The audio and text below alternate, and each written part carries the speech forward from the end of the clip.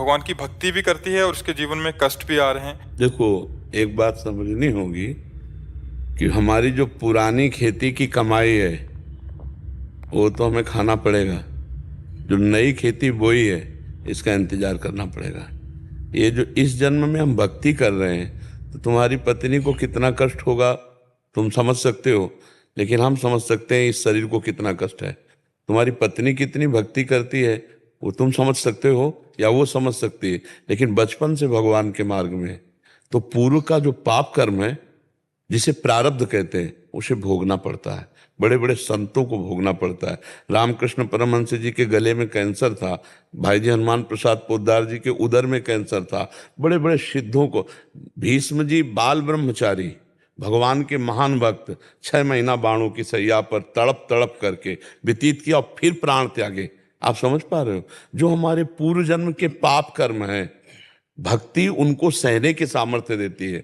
जो हम नवीन भक्ति कर रहे हैं ये हमारे संचित कर्म को भस्म करेगी। जो गोदाम रूप जमा है, अनेक जन्मों के कर्म जो जमा है उनका नाम संचित, जो अभी हम नए कर रहे हैं उनका नाम क्रियमाण। और जिन शरीर की रचना 2 कर्मों से हुई, पाप और पुण्य, सुख और दुख, उससे ये शरीर कभी सुखी होता है और कभी दुखी होता है। तो वो प्रारब्ध पहले रच चुका है, भक्ति अब कर रहे हैं। और जन्म के पहले शरीर का प्रारब्ध रच गया है कि 40 साल में ये होगा, 30वें वर्ष में ये होगा, 5वें।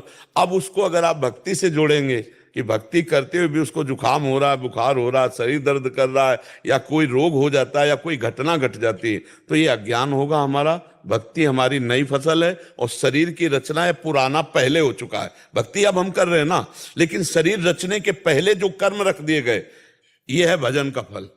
कि भगवान की शरण में है तो हमको महसूस नहीं होने दे रहा और भयानक कष्ट है। भक्ति का फल सहनशीलता और अगला हमारा हिसाब बढ़िया होगा।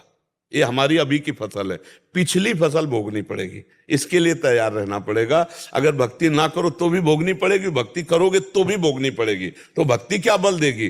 भोगने की सामर्थ्य। और आंतरिक जो फल है वो उसका हम ना वाणी से वर्णन कर सकते ना तुम्हें बता सकते। तो हम भक्ति को इस बात में न तौले कि जुखाम ना हो, बुखार ना हो, मतलब भक्ति थोड़ी बारी कर दी तो कोई रोग ना हो। नहीं, ये होगा। बड़े बड़े सिद्धों को हुआ है, क्योंकि शरीर अब भजन करके सिद्ध हुआ है, लेकिन जन्म के पहले इसकी रचना हो गई पाप और पुण्य से मिश्रित शरीर की। तो बड़े बड़े संतों को भोगना पड़ा है। तो हमें लगता है हम हिम्मत करके भक्ति को बढ़ाएं, ना कि उसको घटाएं, क्योंकि हमारा आखिरी फाइनल ये है कि जन्म ही न हो, और जन्म हो तो भगवान के निज जनों के घरों में जन्म हो, खूब भक्ति पूर्वक जीवन व्यतीत हो, तो कोई परेशानी नहीं। भगवान से विमुख जीवन होगा तो अब कलिकाल आने वाला है, बढ़ने वाला है, इतना बढ़ने वाला है कि भक्ति शब्द सुनने को नहीं मिलेगा। आगे जो समय आएगा वहां कलिकाल बिहाल भय मनुजा नहीं माने को अनुजा तनुजा। ऐसा भ्रष्ट संसार हो जाएगा कि धर्म से चलना मुश्किल हो जाएगा। कलिकाल ऐसा बढ़ता चला जाएगा कि भजन नाम से मतलब नहीं रह जाएगा, भगवान की प्राप्ति नाम से मतलब नहीं रहे। तो हमें लगता है इस जन्म में हम भक्ति अपनी ऐसी बढ़ाएं कि या तो भगवान को प्राप्त हो जाए, और या फिर जैसे आप ब्रजवासी हो, अब जन्मई से गिरिराज जी की आराधना है, उन्हीं में जन्म, उन्हीं में जवानी, उन्हीं में मरना है। तो अब ऐसे जन्म 1000 बार हो तो हमें क्या परेशानी है नहीं?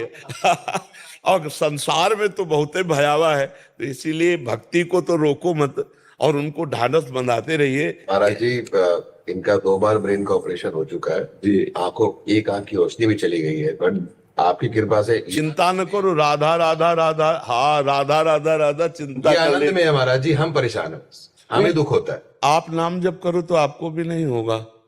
आप नाम जप करो, क्योंकि इसका नाम एक बात पहले समझ लीजिए, भगवान ने रखा है। जैसे हम किसी दुकान में जाते हैं तो लिखा देखते ना, तो ऐसे भगवान ने लिखा दुखालयम अशाश्वतम। इस मृत्यु लोक को, पहले तो नाम है इसका मृत्यु लोक, यहां सब मरेंगे, मृत्यु लोक। और दूसरा दुखालयम, दुख भोगना पड़ेगा। और अशाश्वतम, जितनी चीज है सब परिवर्तनशील है, नाशवान है, टिकाऊ यहां कुछ है नहीं। अब हम इस दुकान में खड़े हैं, संसार की मृत्यु लोक रूपी दुकान में, और प्रतिक्षण यहाँ सब नाशवान को प्राप्त हो रहा है। तो दुखी मत होइए, प्रसन्न होइए। मृत्यु एक बार आनी है तो यार उसके लिए क्या दुखी होना? जो सबको आनी है और एक बार आनी है तो यार प्रसन्न होकर उसको स्वीकार करो कि आ जाना जब तुम्हारा मन हो।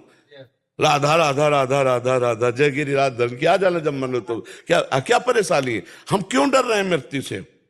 क्योंकि भगवान से परिचय नहीं, इसलिए क्योंकि शरीर से परिचय और ये छूटेगा इसलिए डर रहे हैं। नहीं तो मृत्यु से क्या डर, मरने से सब जग डरा, मेरो मन आनंद, अपने प्रभु के पास जाना है शरीर छोड़ करके।